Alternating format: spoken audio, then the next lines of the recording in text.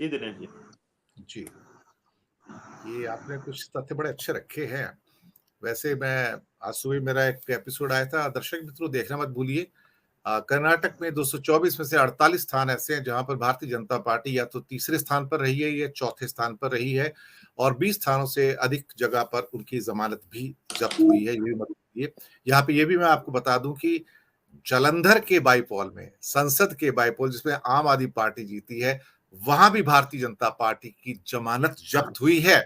इस बात को मत भूलिएगा, बीजेपी सिर्फ हारी नहीं है वहाँ पे तीसरे-चौथे हुए, उसकी ज़मानत ज़ब्त हुई है वहाँ पर।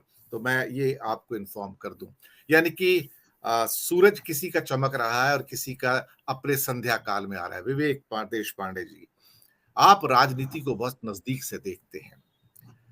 आप आरएसएस के हेडक्वार्टर में हैं, नागपुर के अंदर हैं। कुछ सुगबुगाहट तो आरएसएस में भी है।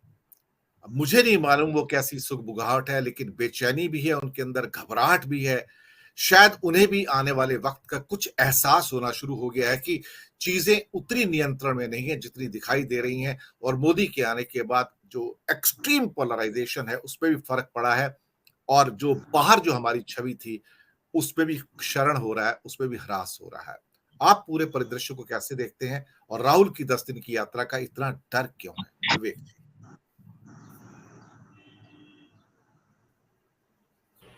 हाँ, दिनेश जी, जहाँ तक आरएसएस का सवाल है, ये एक द्वंद्व आरएसएस और बीजेपी के बीच में जो है वो हमेशा ही रहा है।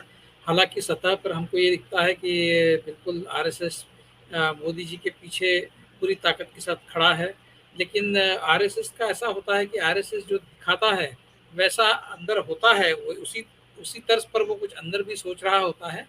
ऐसा नहीं होता, आरएसएस बहुत दूर की सोचता है। इसीलिए वो 100 साल तक बड़े पेशेंस के साथ उसने अपना काम चलाया और आज उन्होंने सत्ता हासिल की।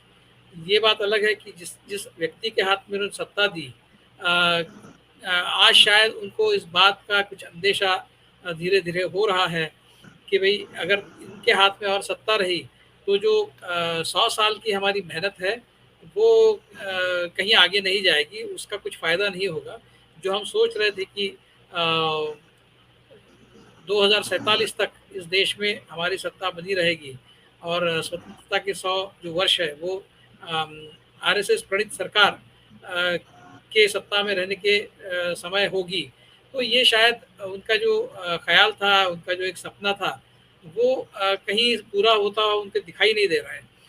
तो अंदर से कुछ हलचल तो चल रही है, ये बात पक्की है। और कर्नाटक का जिस तरह से इलेक्शन का रिजल्ट आया है, वो भी शायद उनके ध्यान में है कि कहीं अगर ये नेशनल लेवल पर इस तरह की कोई बात होती है, तो फिर क्या किया जाए? ये भी शायद वो सोच रहे होंगे। जहाँ तक अब हम देख रहे हैं, देखिए 2-3 ऐसी चीज़ें हो रही है जिससे बड़ा आश्चर्य होता है कि ये कैसे हो रहा है। जैसे प्रदीप कुरूलकर जो है, उनको अरेस्ट किया गया। भई एक तरफ ब्रजभूषण सिंह, जिनके खिलाफ इस तरह के चार्जेस है कि उनको तुरंत अरेस्ट कर लेना चाहिए था, लेकिन उनको अरेस्ट नहीं हो रही है। लेकिन प्रदीप कुरूलकर, अगर आप ब्रजभूषण सिंह को बचा सकते हैं, तो आप प्रदीप कुरूलकर को क्यों नहीं बचा सकते? वो तो आरएसएस के व्यक्ति है, तो आरएसएस के व्यक्ति को आप तुरंत पकड़ ले रहे हैं। लेकिन जो बीजेपी का बाहुबली सांसद है, उसके ऊपर इतने संगीन आरोप होने के बाद भी आप उसको पकड़ नहीं रहे। दूसरा केस जो है समीर वानखेड़े वाला, आप देखिए समीर वानखेड़े 2 महीना पहले आरएसएस के हेडक्वार्टर में आए थे और उनको आरएसएस ने वो वाशिम जो कॉन्स्टिट्यूंसी है महाराष्ट्र की विदर्भ की, वहाँ पर वो सभाएं ले रहे थे। समीर वानखेड़े ट्वीट कर रहे थे, वहाँ पर भाषण दे रहे थे, वहाँ से अपने आप को कैंडिडेट के तौर पर वो प्रोजेक्ट करना चाहते हैं। वहाँ पर आरएसएस के नेता उसकी तारीफ कर रहे हैं और उस समीर वानखेड़े के खिलाफ केस चला है, उनको अरेस्ट करने की बात चल रही है, उनके खिलाफ एफआईआर हो गया। तो ये कैसे हो रहा है? तो कहीं न कहीं अंदर कुछ न कुछ तो चल रहा है। तो वो अपने आप में एक अलग बात है। आपने आरएसएस का ज़िक्र किया, इसलिए मैंने थोड़ा-सा विषयांतर भी कर लिया। जहाँ तक राहुल गांधी की अमेरिका यात्रा का सवाल है, मुझे लगता है कि कहीं न कहीं 2024 में कांग्रेस ये इस बात का एक शायद कांग्रेस को एक अपेक्षा है कि सत्ता बदल हो जाएगा और ऐसे समय में अगर कांग्रेस लेड कोई गवर्नमेंट सत्ता में आ जाए कोई कोalition की सरकार, ये तो नामुमकिन सा है कि कांग्रेस पूर्ण बहुमत के साथ सत्ता में 2024 में आएगी। ये तो नामुमकिन सा लग रहा है आज। लोगों ने क्या मन बना लिया है हमें पता नहीं है। कर्नाटक में लोगों ने जो मन बना लिया था वो हमको आज पता चल रहा है। हो सकता है कि वो कोalition गवर्नमेंट में राहुल गांधी प्रधानमंत्री बन जाए, या अगर राहुल गांधी खुद नहीं चाहते तो बात अलग है, लेकिन अगर पूरा ग्राउंड्सवेल उनके सपोर्ट में आता है तो प्रधानमंत्री बन जाएंगे। ऐसे में ये जो विदेश यात्राएं उनकी है, जो 2024 के इलेक्शन से पहले अब पता नहीं अमेरिका के अलावा और वो कहाँ कहाँ जाते हैं, लेकिन मुझे लगता है कि ऐसे सारे देशों में वो जाएंगे जहाँ पर डेमोक्रेसी अभी भी जीवित है। पहली बार वो इंग्लैंड गए थे, अभी अमेरिका जा रहे हैं, और हो सकता है और और कई देशों में जाएंगे। उसका एक मकसद ये भी है कि जो पोलराइज्ड कम्युनिटी है भारतीय लोगों की बाहर देशों में, उस कम्युनिटी का जो इशू है वो भी एड्रेस किया जाए। वहाँ पर भी कांग्रेस पार्टी की अपनी साख बनी रहे, जिस तरह से बीजेपी ने वहाँ पर इनरोड्स बनाए हैं। और बीजेपी इस तरह से प्रोजेक्ट करती है कि भाई मोदी जो है आज तक के सबसे पॉपुलर भारत के नेता है, और जिस तरह से उनका वेलकम किया जाता है, जहाँ पर भी जाते हैं वो उनकी बात मानी जाती है, उनके बात कहने पर युद्ध भी रुक जाता है, उनकी बात कहने पर रशिया और अमेरिका के प्रेसिडेंट जो है वो उनकी बात मानते हैं। इस तरह का एक बहुत ही हास्यास्पद प्रोपेगेंडा बीजेपी की तरफ से किया जाता है। तो कहीं ना कहीं उस बीजेपी की जो एक इनरोड्स वहाँ पर बने हैं उसको काउंटर करने का भी उसमें मकसद हो सकता है। ये बात अलग है कि मोदी जी जो है उनका कोई अनप्रेसिडेंटेड वेलकम कहीं भी नहीं हुआ है। आप देखिए पुराने वीडियोस, मैंने फेसबुक पर जब इस तरह की बातें चल रही थी मोदी जी के वेलकम की, उस समय मैंने जानबूझकर फेसबुक पर ऐसे 2-3 वीडियोस डाले थे। एक राधा कृष्णन जो हमारे दूसरे राष्ट्रपति थे, उनका जो इंग्लैंड में वेलकम हुआ था, उस वेलकम का वीडियो मैंने डाला था, वो आज भी यूट्यूब पर अवेलेबल है। आप देखिए रेलवे स्टेशन पर खुद इंग्लैंड की जो महारानी है, वो खुद रेलवे स्टेशन पर उनको रिसीव करने गई थी, और वहाँ से उनके साथ बग्गी में बैठकर वो लंदन के रास्ते से उनके घर गए थे। तो इस तरह का वेलकम क्या मोदी जी कभी सपने में भी एक्सपेक्ट कर सकते हैं? आप राधा कृष्ण का दूसरा एक वीडियो देख लीजिए, जब वो न्यूयॉर्क गए थे, उस समय वो न्यूयॉर्क की सड़कों पर खुली कार में जाते हुए आप देखेंगे, और दुतरफा घरों से लोग कई मंजिले इमारतों से लोग उनको देख रहे हैं, उनके ऊपर फूल बरसा रहे हैं। जो हमने बंगलोर में रोड शो देखा वो उस समय इंग्लैंड में राधा कृष्णन जी के लिए हुआ था। तो ये जो प्रोपेगेंडा से मोदी जी की इमेज बनाने का, अंतर्राष्ट्रीय इमेज बनाने का एक हास्यास्पद प्रकार जो है हमने देखा है बीजेपी के पिछले 10 सालों में। तो कहीं ना कहीं देखिए, अगर प्रोपेगेंडा का काम तो होता है, चलता है, उससे काम तो बन ही जाता है कभी ना कभी, तो उसको काउंटर करने की भी जरूरत है, उसके लिए काउंटर ऑप्टिक्स करने की भी जरूरत है, और वो राहुल गांधी अगर करेंगे तो अच्छा है। सिर्फ समय का चुनाव बहुत सही ठीक ठाक होना चाहिए। पिछली बार जब वो इंग्लैंड गए थे तो नॉर्थ ईस्ट के इलेक्शन को इग्नोर करके गए थे, और नॉर्थ ईस्ट में जो कांग्रेस की दुर्दशा हुई, मुझे लगता है कि वो गलत समय था, उस समय उन्होंने नहीं जाना चाहिए था। नॉर्थ ईस्ट में पूरा अपना ध्यान देकर, वहाँ पर अपना पूरा 100% देकर वो अगर वहाँ से इंग्लैंड जाते तो मैं समझ सकता था। इस बार वो कर्नाटक का इलेक्शन पूरी तरह से 100% वहाँ पर अपना अटेंडेंस लगाकर, अपना पूरा मेहनत जी जान लगाकर वो वहाँ से निकल कर कर्नाटक में पार्टी को जीत दिलाकर अभी अमेरिका जा रहे हैं। ये सही समय है। और वहाँ पर जो इंडियन कम्युनिटी है, हमने देखा कि हमारे जो प्रधानमंत्री है वो किस तरह से वहाँ पर ऑप्टिक्स उन्होंने किया था, और एक बहुत ही अभूतपूर्व तरीके से उन्होंने फिर एक बार ट्रंप सरकार का नारा लगाया था। किसी भी देश के प्रधानमंत्री ने किसी दूसरे देश में जाकर वहाँ किसी प्रधानमंत्री या प्रेसिडेंट के लिए कैंपेनिंग किया हो कि यही प्रेसिडेंट आपके देश का बनना चाहिए, ये इतनी मुझे तो ये हास्यास्पद भी नहीं लगता।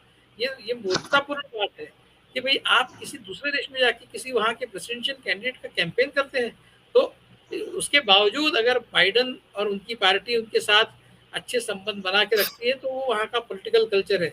नहीं तो मान लीजिए कि आप इमेजिन करिए कि मोदी जी के लिए कोई यहाँ आकर अमेरिका का प्रेसिडेंट कैंपेन करे, तो क्या दूसरा वो अगर प्रेसिडेंट हार जाता है और दूसरा प्रेसिडेंट आता है, तो क्या वो मोदी जी के साथ वही रिश्ता बना के रखेगा? तो ये जो है, इस तरह की बातें नहीं करनी चाहिए जो उन्होंने की, और प्रेस के सामने कभी जाते नहीं। उसके एकदम विपरीत, उल्टा जो चित्र हम देखते हैं, राहुल गांधी कहीं पर भी, भारत में हो या विदेश में हो, कहीं भी जाते हैं तो प्रेस का मुकाबला करते हैं।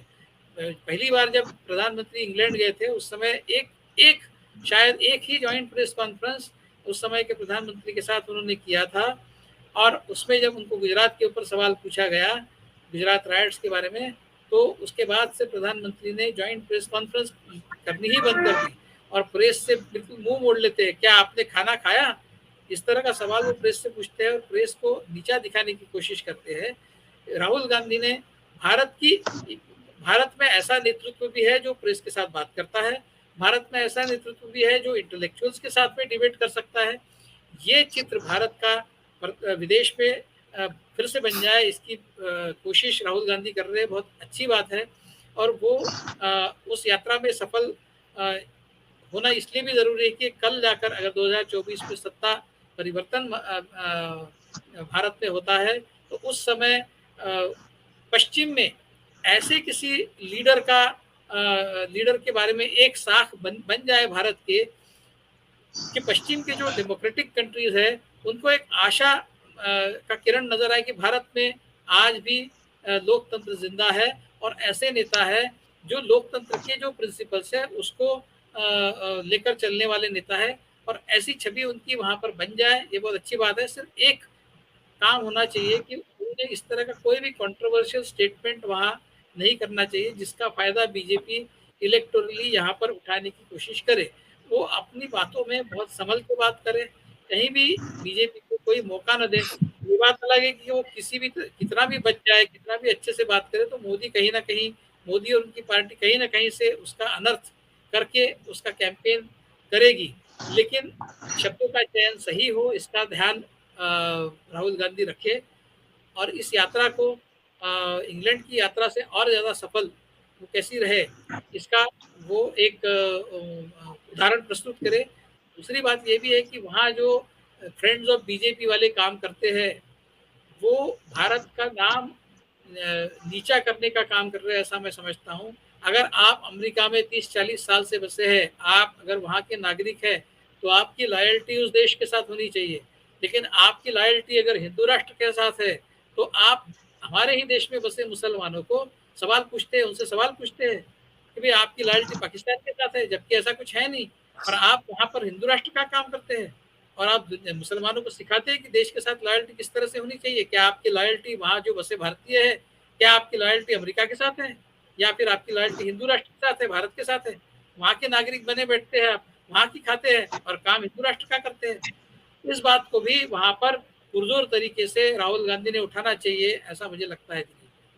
जी। मैं